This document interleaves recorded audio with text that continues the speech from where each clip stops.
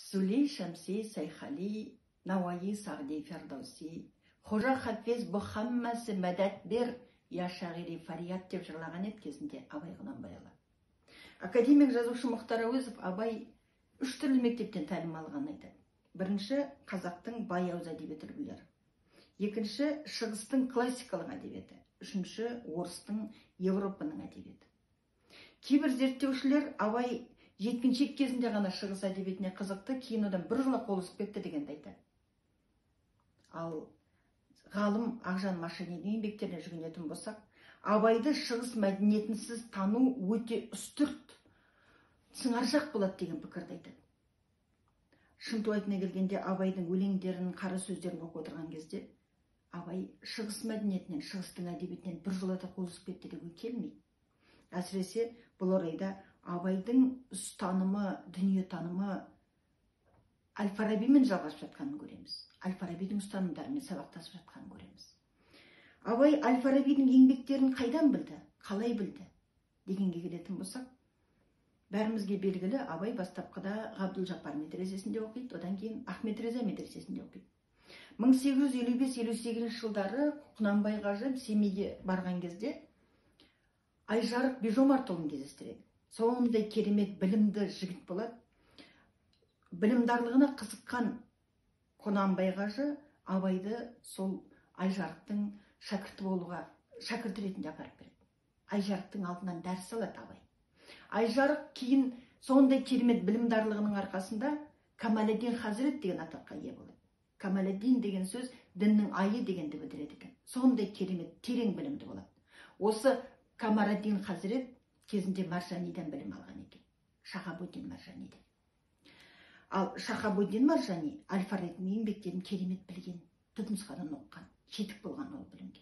Сол себепті осы Ахмет Реза медресесінде оқып жүрген кезінен бастап Абай Әл-Фарабидің еңбектерімен таныс болған деп айтуымызға толық дәлел бар, айғақ бар. Және таныс болып қана қоймай, ойы үндесіп сабақтастыққа тапқан, дүниетанымы байланысқан.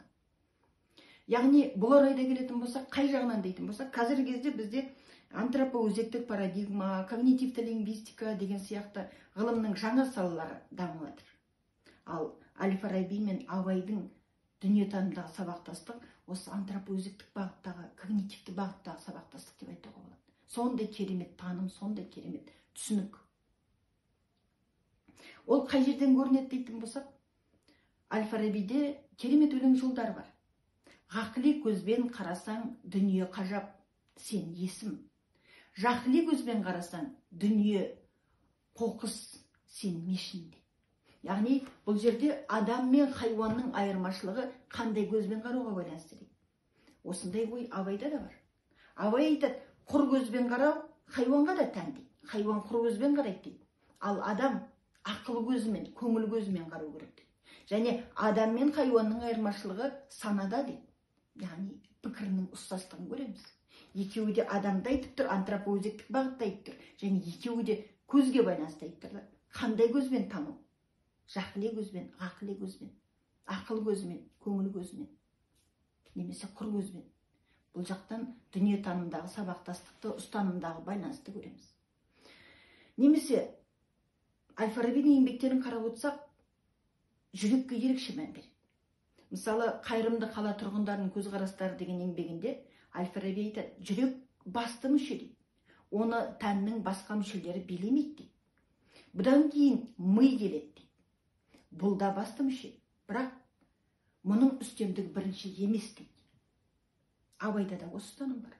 Абай өлеңдерінде де, қара сөздерінде де жүректі жоғары қояды. Бәрімізге белгілі, ғылымға жүгінетіні бар ғой, ақыл, қайрат, жүрек үшеуі өзара таласып ғылымға келіп жүгінеді. Қайсысы мықты деп. Сол кезде ғылым үшеуіңде мықтысыңдар дейді. Бірақ бәрінен де жүректі жоғары қояды. Ақыл сен кереметсің дейді. Бірақ егер жүрекке билетпейтін болсаң, сен жарты жолда қаласың. Сен не бір құйтыртқы әрекеттерге барасың.